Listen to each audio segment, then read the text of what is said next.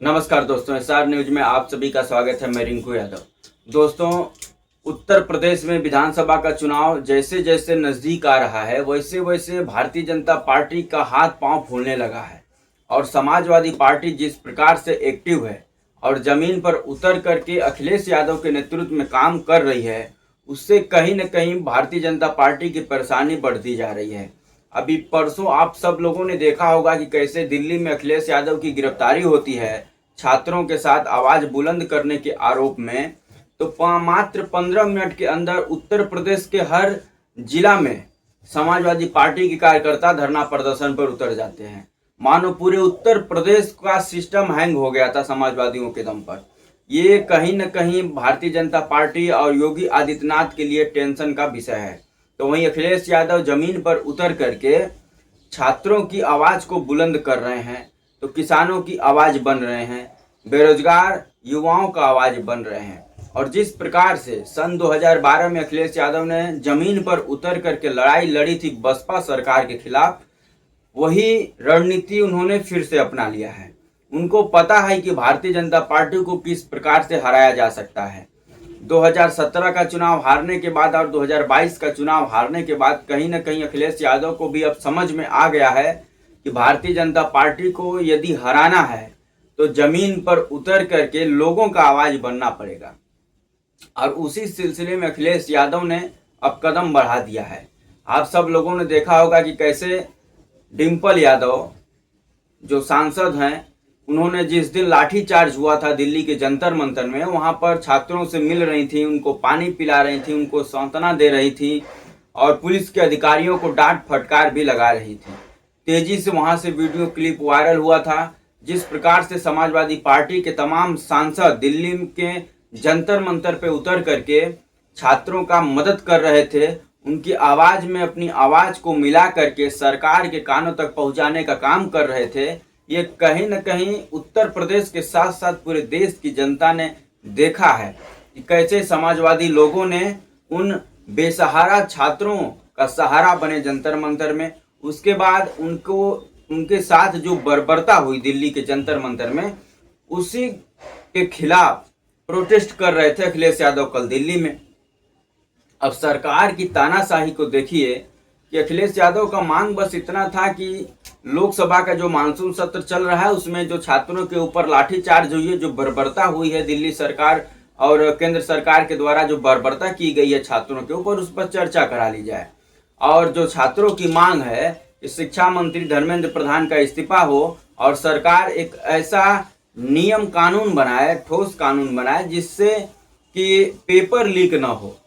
आपको जानकर यह ताज्जुब होगा आपको कि 2014 से 2026 तक मोदी सरकार में लगभग 90 पेपर लीक हुए हैं, जिसमें 22 पेपर तो लीक हुए हैं मात्र धर्मेंद्र प्रधान के कार्यकाल में। तो इसी से आप अंदाजा लगा सकते हैं कि शिक्षा के प्रति ये सरकार कितना संवेदनशील है। सरकार को कोई फर्क नहीं पड़ता है पेपर लीक हो जाए, लोग बेरोजगार रहें, नौकरी रोजगार से वंचित रहें, सरकार को कोई मतलब नहीं है। सरकार जब चुनाव आएगी तो लोगों को मूर्ख बनाएगी, धर्म के नाम पर तो मुसलमानों के नाम पर डरा कर वोट लेगी। लेकिन अब छात्र युवा जो भारत का भविष्य है वो समझ चुका है कि ये सरकार केवल लोगों को मूर्ख बना रही है, इसीलिए छात्र अब सड़क पर उतर चुके हैं। तो वहीं पंजाब से कुछ किसानों की यूनियन शंभू बॉर्डर पर आकर डटी हुई है। उनका एक अलग मांग है। उनका मांग यह है कि जो भारत सरकार ने अमेरिका से जो ट्रेड डील की है उसको कैंसिल किया जाए। उसमें हमारे किसानों का नुकसान ही है, कोई भलाई नहीं है। लेकिन मोदी सरकार अपने दो मित्रों के लिए, अडानी और अंबानी के लिए, मानो पूरे देश को गिरवी पर रख देंगे, लेकिन अपने दोस्तों को फायदा पहुंचाने का कर्तव्य नहीं भूलेंगे। तो ये सब देखते हुए चीजें जिस प्रकार से समाजवादी पार्टी ने जमीन पर उतर करके छात्रों की लड़ाई लड़ी है, किसानों की लड़ाई लड़ी है, बेरोजगारों की लड़ाई लड़ी है, इससे कहीं न कहीं आने वाला जो विधानसभा चुनाव है उसमें भारतीय जनता पार्टी को मुश्किलों का सामना करना पड़ेगा। और इसका अंदाजा भारतीय जनता पार्टी को बखूबी लग गया है। उसको पता है, योगी आदित्यनाथ को पता है कि 2027 में विदाई तय है।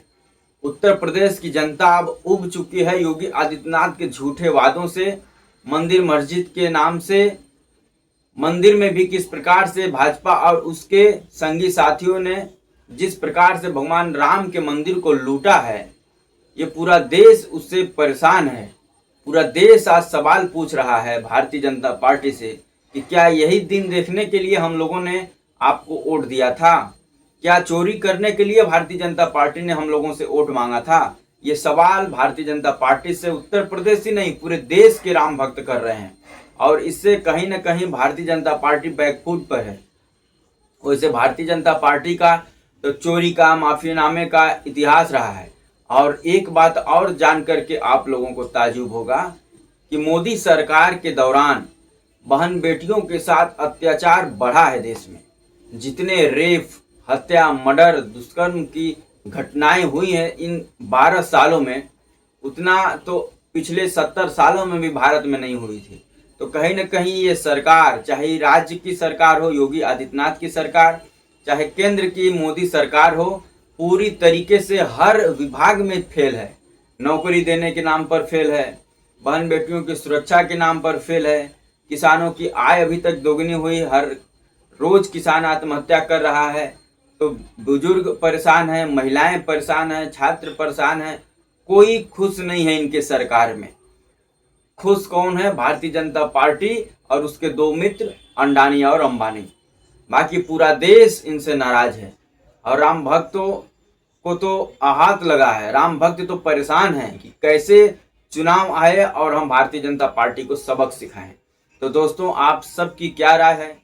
क्या उत्तर प्रदेश में आगामी जो विधानसभा चुनाव होने वाला है उसमें भारतीय जनता पार्टी को हार का सामना करना पड़ेगा?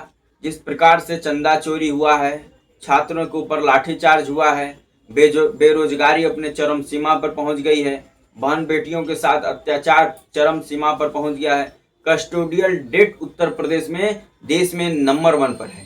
तो इन सब चीज़ों को मिला करके क्या रिजल्ट बनता है इसके बारे में आप कमेंट जरूर करें। वीडियो अच्छा लगे तो लाइक करें, चैनल पर अगर नए हैं तो सब्सक्राइब करें और वीडियो को शेयर करना ना भूलें। जय हिंद, वंदे मातरम।